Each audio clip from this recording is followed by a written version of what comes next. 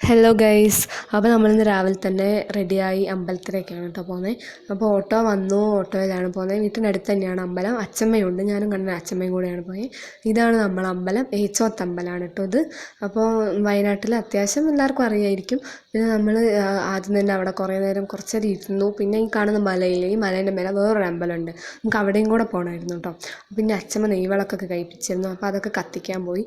അപ്പം കത്തിക്കുന്നതിന് മുമ്പ് അച്ചമ്മ പറഞ്ഞു കത്തിക്കുന്നത് നമുക്ക് പ്രദക്ഷിണം വെച്ചിട്ട് വരാമെന്ന് പറഞ്ഞു. അപ്പം അമ്പലത്തിന് ചുറ്റും ഞങ്ങളെല്ലാവരും കൂടെ പ്രദക്ഷിണമൊക്കെ വെച്ചു.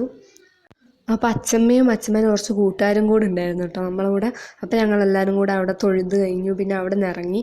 അപ്പോൾ നമ്മൾ അടുത്ത നേരെ പോകുന്നത് ആ മലേൻ്റെ മേളിലുള്ള അമ്പലത്തിലേക്കാണ് കേട്ടോ.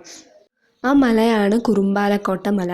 അപ്പോൾ നമ്മളവിടെ അത്യാവശ്യം എല്ലാവർക്കും അറിയാവുന്നൊരു മലയാണ്. വയനാട്ടിലെ പുറത്തുനിന്ന് ആൾക്കാർ ട്രെക്കിങ്ങിനൊക്കെ വരുന്നൊരു മലയാണ്. നമ്മൾ തന്നെ ഇവിടുന്ന് എല്ലാവരും, നല്ല വ്യൂ ആണ് അവിടെ. അപ്പം ട്രെക്കിങ്ങിനൊക്കെ പോകാൻ അടിപൊളിയാണ്. നമുക്ക് മല കയറി തന്നെ പോകാം, വേറെ വഴിയാണ്, നമ്മളീ പോകുന്ന വഴിയല്ല. ഇത് ഫുൾ കാട്ടിൻ്റെ ഉള്ളിൽ കൂടെ പോകണം. നമ്മൾ പോകുന്ന വഴിക്ക് അത്ര കാടൊന്നുമില്ല. ഇപ്പം റോഡൊക്കെ റെഡിയാക്കിയുണ്ട്, അത്ര കാടൊന്നുമില്ല. പക്ഷെ ഭയങ്കര കട്ടറാണ്, അങ്ങനെ കുലുങ്ങി കുലുങ്ങി പോവാം. ഭയങ്കര വലിയൊരു കയറ്റാണ് കേട്ടോ, കാണുന്നില്ലേ? ആ കയറ്റം മൊത്തം കയറി മേലെ വരെ എത്തിയിട്ട് വേണം നമുക്ക് അമ്പലത്തിലേക്ക് പോകാൻ. അപ്പം ഇത് അമ്പലം എത്താനായിട്ടോ, ഇതിൻ്റെ മേലെയാണ് അമ്പലം.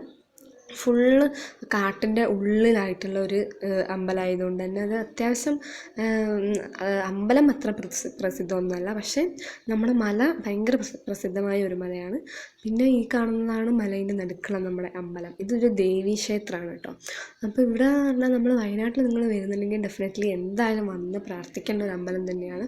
ഈ കണ്ടോ, ഈ മണ്ണിൻ്റെ കളറും അമ്പലത്തിൻ്റെ കളറൊക്കെ സെയിം ആണ്. അപ്പോൾ നമുക്ക് ഭയങ്കര ഒരു അട്രാക്ഷനാണ് അവിടെ പോയാൽ തന്നെ. കുറേ കുരങ്ങന്മാർ, പിന്നെ ആ അമ്പലം തന്നെ ഒരു വെറൈറ്റി, നമുക്ക് കാണുമ്പോൾ തന്നെ മനസ്സിലാവും. ഭയങ്കര അടിപൊളിയാണ്. ഇവിടെ മാവൊക്കെ ഉണ്ട് കേട്ടോ. ഈ മാവിന് നമ്മൾ മാങ്ങ പറിക്കേണ്ട ആവശ്യമില്ല, കുരങ്ങന്മാരാണ് ഈ മാവിൻ്റെ മേലെ മൊത്തം ഉള്ളത്. അപ്പോൾ അവർ തന്നെ നമുക്ക് മാങ്ങ പറിച്ച് നമുക്ക് എറിഞ്ഞ് താഴേക്ക് ഇട്ട് തരും കേട്ടോ. അടിപൊളി അമ്പലമാണ്. പിന്നെ നമുക്കെന്ന് പറഞ്ഞാൽ അവിടെ മേലെയാണ് ഗുളികനെയും ദേവീനെയൊക്കെ ഇതാക്കിയിട്ടുള്ളത്. അപ്പോൾ നമുക്ക് മേലെ കയറിപ്പോയിട്ട് വേണം അവിടെ തൊഴാൻ. ഇത് നമ്മൾ മേലെ കയറിയിട്ടോ ഗുളികനെ പ്രാർത്ഥിക്കാൻ. അപ്പം ഇവർക്ക് കയറാൻ കുറച്ച് ബുദ്ധിമുട്ടുണ്ട്. അപ്പോൾ നമ്മൾ അച്ഛമ്മേനെയൊക്കെ കയറ്റി കൊടുത്തു. പിന്നെ ഇതാണ് മേലെ നിന്നുള്ള വ്യൂ. ഇതേപോലെ നമുക്ക് അപ്പുറത്ത് വേറൊരു സ്റ്റെപ്പ് ഉണ്ട്, ഇതാണ്. അപ്പോൾ നമുക്ക് അവിടെ കയറിയിട്ട് വേണം ദേവീനെ പ്രാർത്ഥിക്കാൻ വേണ്ടി പോകാൻ. ഇവിടെ പ്രാർത്ഥിക്കുന്നത് മൊത്തം മേലേക്ക് കയറിപ്പോയിട്ട് വേണം കേട്ടോ പ്രാർത്ഥിക്കാൻ. അപ്പം കാട്ടിൻ്റെ ഉള്ളിലാണ് ദൈവത്തിനെയൊക്കെ പ്രതിഷ്ഠിച്ചിട്ടുള്ളത്, 2-3 ദൈവത്തിനെയൊക്കെ.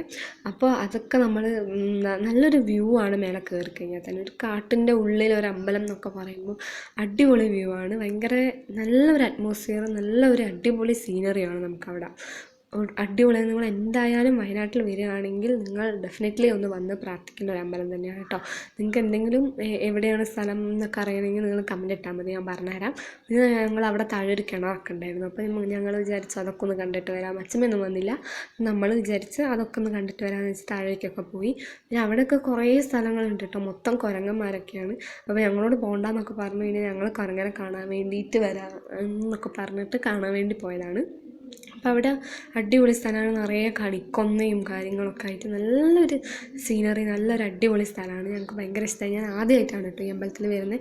ഞാൻ വയനാട്ടിലായിട്ട് തന്നെ ഈ അമ്പലത്തിൽ ഇതുവരെ വന്നിട്ടില്ല എന്ന് പറയുമ്പോൾ എനിക്ക് എന്തോ പോലെ. കാരണം ഞാൻ എൻ്റെ വീട്ടിൽ അടുത്തുമാണ്, അപ്പോൾ എനിക്ക് ഇതുവരെ വരാൻ പറ്റിയില്ല. പക്ഷേ അടിപൊളി അമ്പലമാണ്, ഇപ്പോൾ വന്നപ്പോൾ എനിക്ക് മനസ്സിലായി.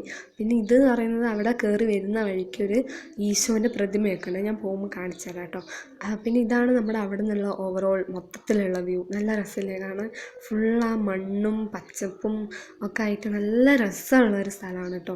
അവിടെ നിൽക്കുമ്പം തന്നെ നിങ്ങൾക്കത് ഫീൽ ചെയ്യാൻ പറ്റും. നല്ല അടിപൊളി നല്ല കാറ്റാണ് അവിടെ നിൽക്കുമ്പം തന്നെ.